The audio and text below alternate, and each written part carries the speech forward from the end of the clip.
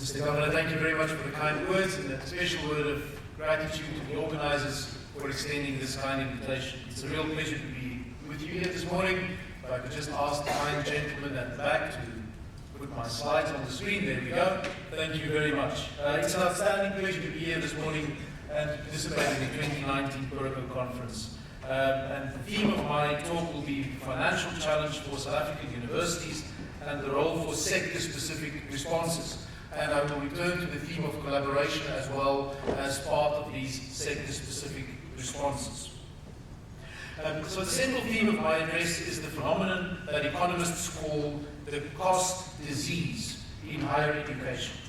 And crucially, I want to talk about the options that we have to curtail this malaise, both the desirable options and the undesirable options. Now, when I speak to a purely academic audience, I have to be very cautious to use phrases like our product or the price of higher education. But here in this room, most of us are involved in the business side of the universities, both here in South Africa and in our neighboring countries. And so I will assume that you won't take offense if I say that both public and private universities and TVET colleges have become large businesses with not one but many products and many prices. And I'm going to concern myself with one group of prices, in particular the price of our academic programs and the underlying costs that have driven those prices over the last 20 years. On this slide, I'll show you the main component indices of the Consumer Price Index in South Africa since 2002. They've conveniently chosen for the comparable weights in the CPI basket. All of this graph, all the component indices have been marked in grey, except for the main CPI index, which is in black. So what you see on the graph is how the component indices have evolved relative to the average basket. So a line that runs above the black line is a component that had faster price increases than the average basket. If you fall below the line, you had slower price increases over the period. And so let's look at one of those slower ones. So on this slide, I've marked the relative evolution of clothing and footwear. This is the clothing and footwear component of CPI, and relative to the CPI basket over this period, clothing and footwear has declined in relative terms by 47% over the period. Now, this is not to say that footwear and clothing has become less expensive. It hasn't. What it says is clothing and footwear would have been 47% more expensive today if inflation in clothing and footwear was at the average for the consumer price basket. So compared to the average, clothing and footwear experienced much slower price increases over this period. Now, we all are aware of rising healthcare costs in recent years, and then you will see on this chart in orange, I've marked the health component of the Consumer Price Index, and you will see that we've had faster price increases in healthcare compared to the average CPI basket by about 10.4% over this period. So from the consumer's perspective, health has become relatively more expensive and footwear and clothing relatively less expensive over this period. Where is the educational sector in this graph? If you see education, you will see on this graph I've marked, if I just move on, education, there we go, there's education in the red line. Over this period, education is that component of the Consumer Price Index that has experienced the largest relative increase in price of the entire consumer basket. In fact, 38.7% more expensive today relatively than the rest of the CPI basket, which is 1.9% higher than the average CPI rate since 2002. Now, of course, education in the CPI basket is not just about universities. It includes colleges, it includes the school system as well. But it is true that the cost increases from the consumer's perspective in schools and colleges have not been faster than in universities. So the graph that you see here is reflective of the experience from the consumer's perspective of university costs as well. So there are two reasons for this graph.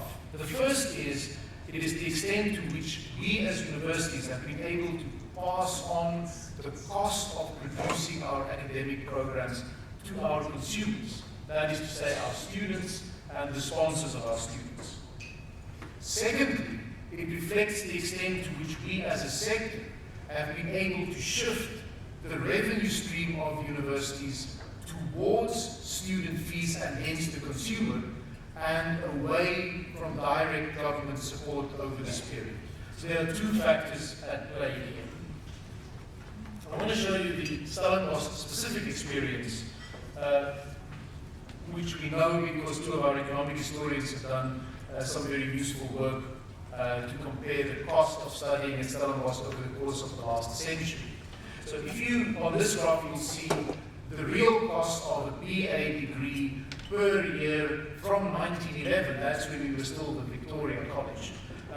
So since 1911, and it's been rebased, so inflation adjusted. So what you see here are 2005 rands. So the cost of a BA degree in Stellenbosch for many decades was comparatively sideways in real rand terms.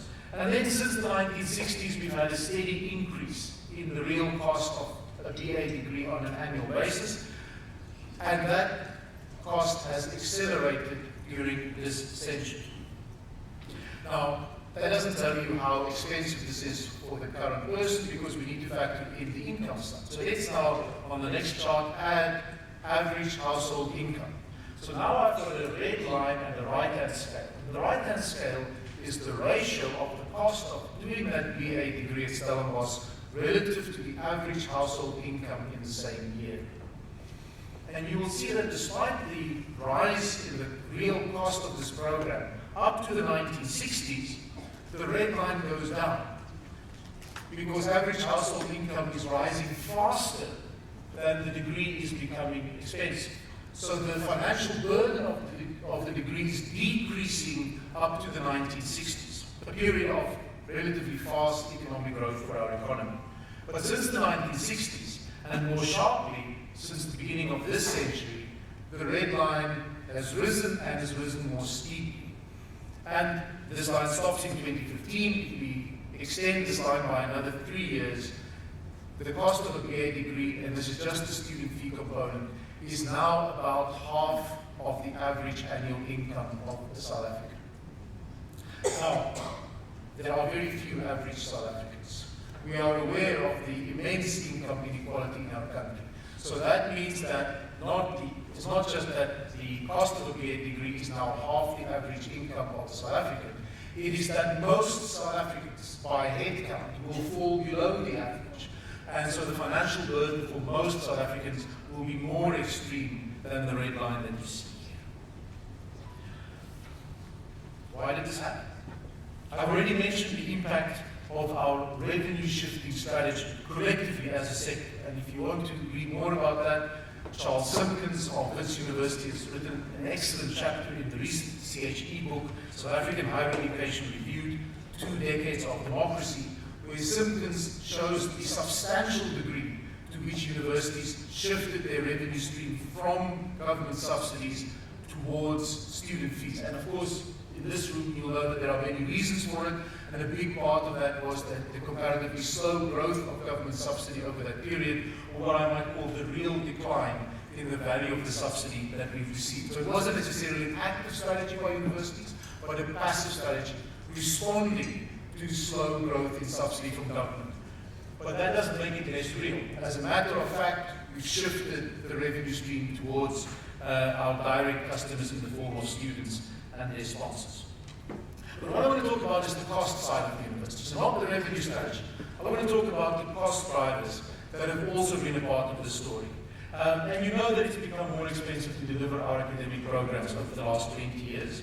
And you also know that our internal costs have risen faster than the consumer price index. That is why we as a sector supported the calculation of the so-called Higher Education Price Index, or HEPI, which reflects the fact that the internal cost structure of the university rises faster on an annual basis than CPI. And as you know, over the course of the last 20 years, that gap has typically been about 1.7% a year faster than CPI. So this rising relative cost of providing university education in South Africa, we must understand, is not unique to South Africa. We see this in developed countries, and we see it increasingly in developing countries as well. And if we don't treat the circumstances in every country and in every university as idiosyncratic, then we can ask for comparable underlying causes. And that is in fact what literature in economics has done for the last 50 years, is to try to grapple with the underlying causes that lead to this, what we call cost disease in higher education, in both developed and in developing countries, and also here in South Africa. So collectively, we call all of these potential factors the causes of the cost disease. And there are two specific or two main approaches to studying the cost disease. The one is to look at the higher education sector as a very unique sector and to ask what are the unique factors in higher education that lead to higher costs.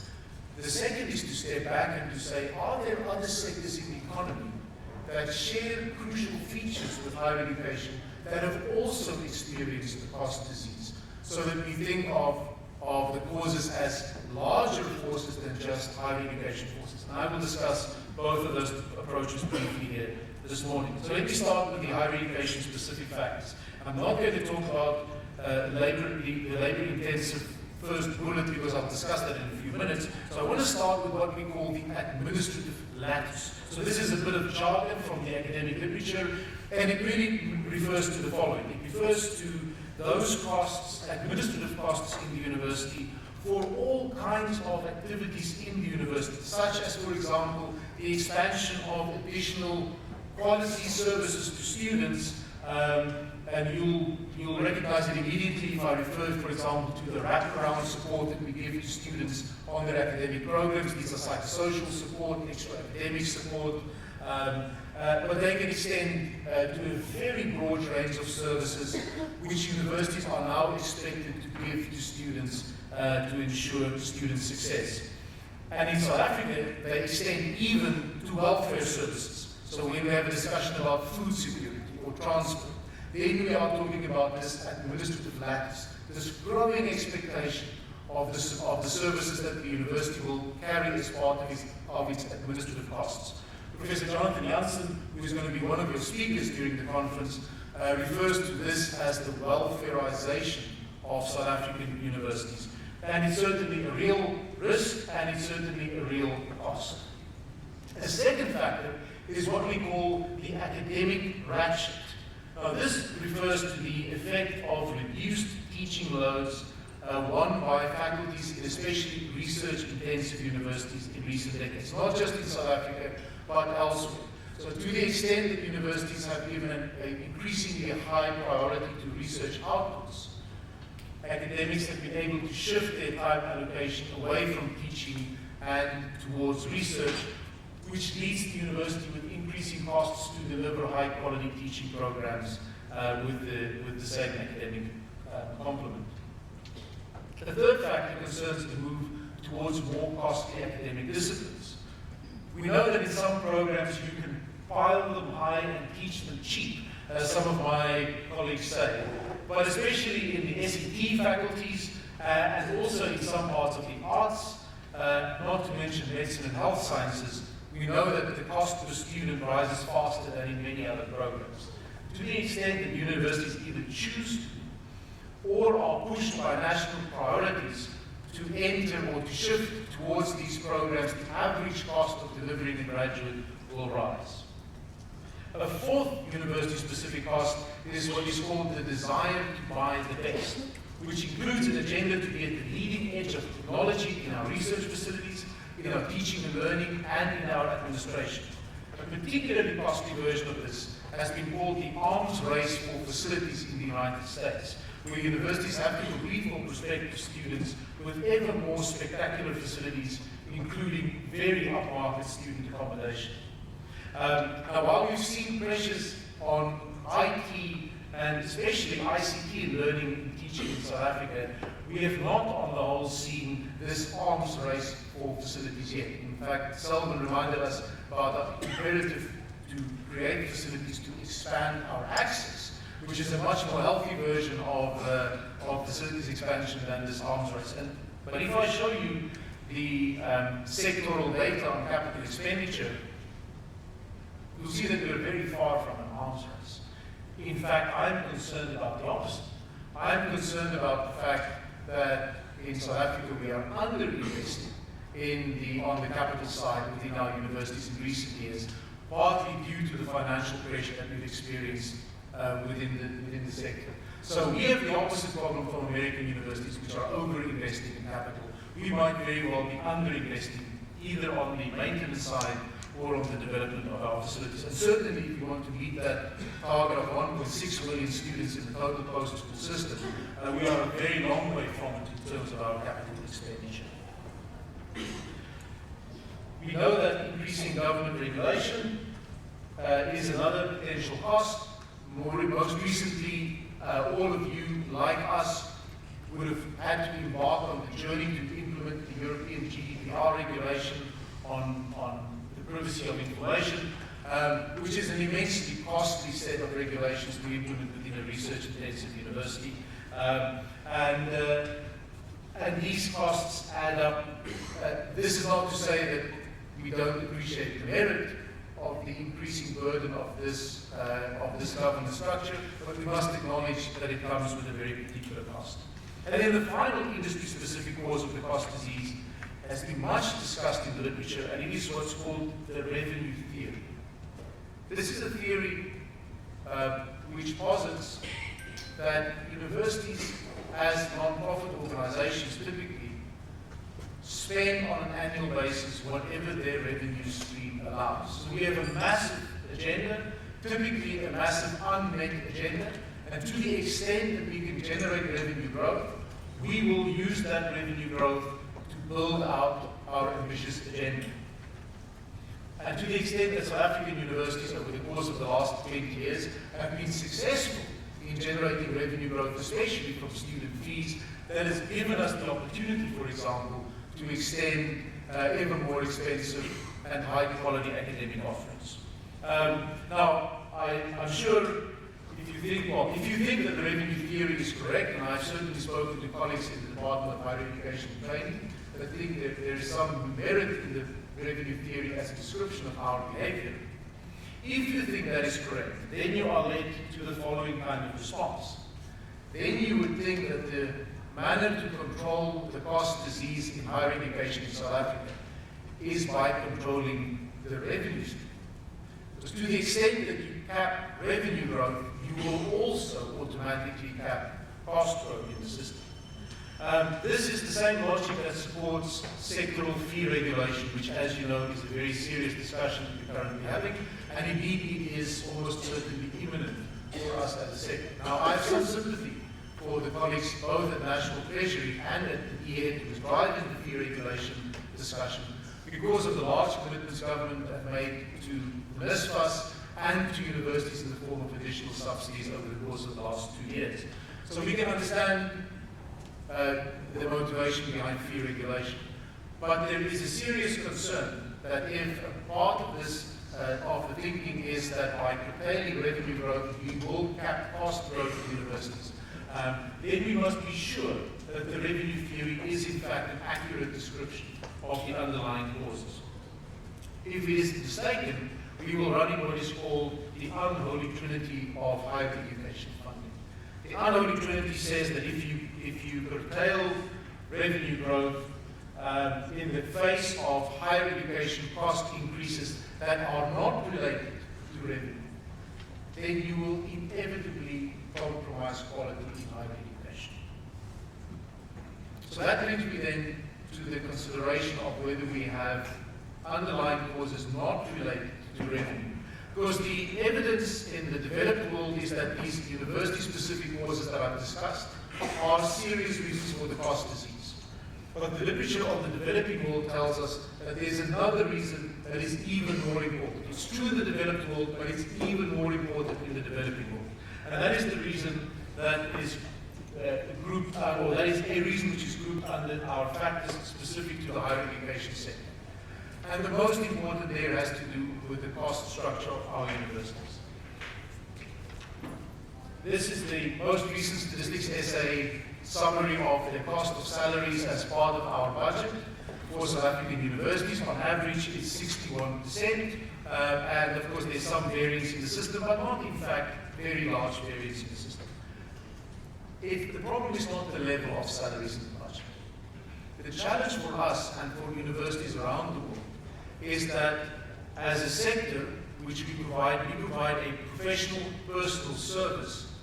The average productivity growth on an annual basis in sectors like higher education is typically reasonably low, compared with, for example, the high levels of productivity growth that you can experience in manufacturing with the use of labor productivity enhancing technology.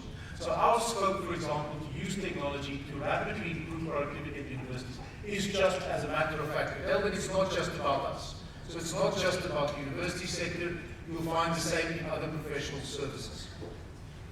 But if we're in a labor market where our wages are tied to sectors with faster productivity growth, then our wages are driven up, even whilst we are not experiencing the same rise in productivity. And that means that the cost of production in universities go up, whilst they remain constant in the high productivity sectors in the economy. That is the most serious version of the cost disease for us. And colleagues, I now want to talk to you about the moment. I'm running a little bit slow enough, so I'm going to move to my final slide and talk to collaboration. Like me, you have heard about the wage agreements that have been made in the university sector for next year. We currently have an economy with 4.1% consumer price inflation. We have a near recession in the economy. We have the highest unemployment rate recorded in the course of the last 20 years, and we have the lowest business confidence in the last 20 years. In these circumstances, you have heard from the business sector that wage agreements in our economy are in the range of 4 to 5% on average.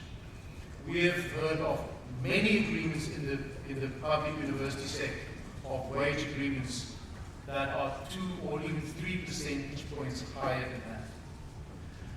There is no reason to believe that there is a productivity rise in universities that will diminish the cost impact of such wage agreements.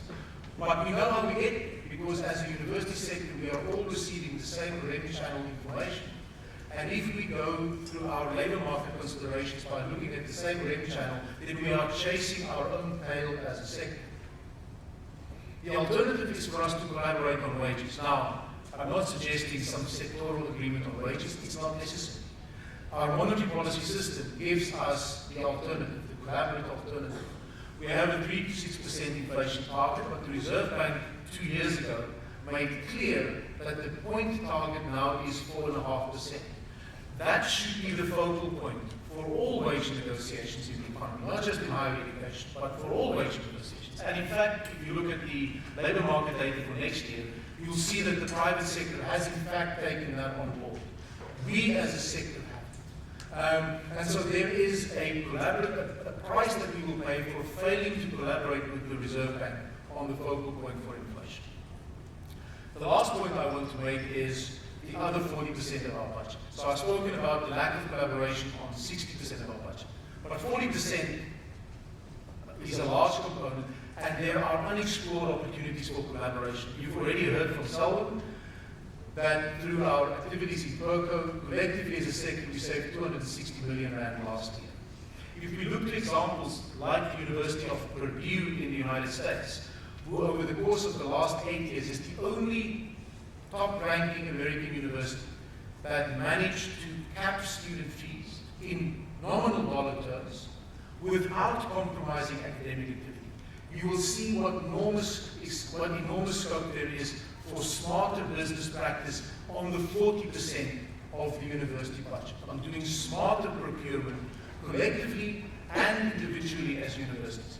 by employing smarter business strategies within the universities, as has been done under the leadership of University President Mitch Daniels at Purdue. And I would very much like to encourage this conference and the participants of the next couple of days to explore precisely those opportunities, especially in the 40% of the budget where you take direct responsibility. Thank you for these minutes to talk to you. I really appreciate it, and I wish you well for the rest of the conference.